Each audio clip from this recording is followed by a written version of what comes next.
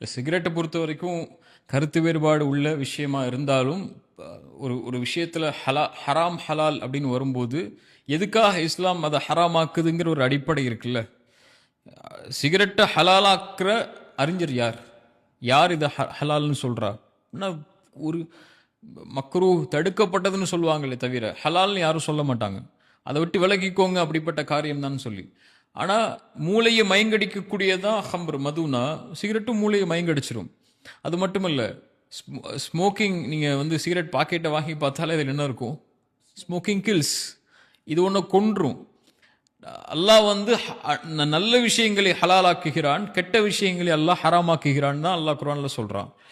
ஒரு மனிதனை கொலை செய்யக்கூடிய ஒவ்வொரு நொடியும் பல ஆயிரக்கணக்கான உயிர்கள் இந்த சிகரெட்டினால, இந்த புகையினால.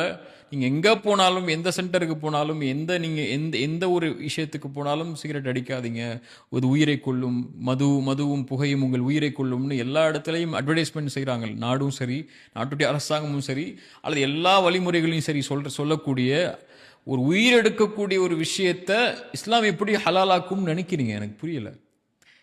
ஒரு தீய விஷயத்தை தான் அல்லாஹ் ஹராமாக்குவான், நல்ல விஷயங்களை அல்லாஹ் அனுமதித்துக் கொள்வான். தன் கரத்தாலேயே ஒருவன் தன்னை அழிக்கக்கூடிய, தன் உயிரை மாய்க்கக்கூடிய, அல்லாஹ் கொடுத்த அமானிதமான இந்த உடலை சிதைக்கக்கூடிய ஒரு காரியத்தை செய்யக்கூடிய இந்த புகையை எப்படி இஸ்லாம் ஹலாலாக்கும்? இது அவங்க தங்களை திருப்திப்படுத்துறதுக்காக நான் ஹலாலை தான் செய்கிறேன், இது ஹராம் இல்லை, இது தடுக்கப்பட்டது ஒன்று தான், மக்ரூஹ் தான். மக்ரூஹ்னா என்ன? மக்ரூஹ் செஞ்சு அல்லாஹ் அப்படி விட்டுருவான்னு அர்த்தமா? பாவம் அல்லாஹ் எடுத்துக்கொள்ள மாட்டான், நாளைக்கு மறுமையில் அதை குறித்து அல்லாஹ் கேட்க மாட்டான்னு அர்த்தமா? அல்லாஹ்வுடைய தூதர் ஸல்லல்லாஹு அலைஹி வஸல்லம் அல்லாஹ் அனுமதிக்காத ஒரு செயலை செஞ்சுட்டு ஹலால்னா அதை ஹராம், ஓகே நான் ஹராம் தான் செய்கிறேன்னு செய்யக்கூடிய ஒருவனுடைய பாவத்தை விட இது ஹராம் இல்லை ஹலால்னு செய்வான் தெரியுமா? அது மிகப்பெரிய கொடூரமான பாவம். அது அல்லாஹ் அப்படிப்பட்டவர்களை பாதுகாக்க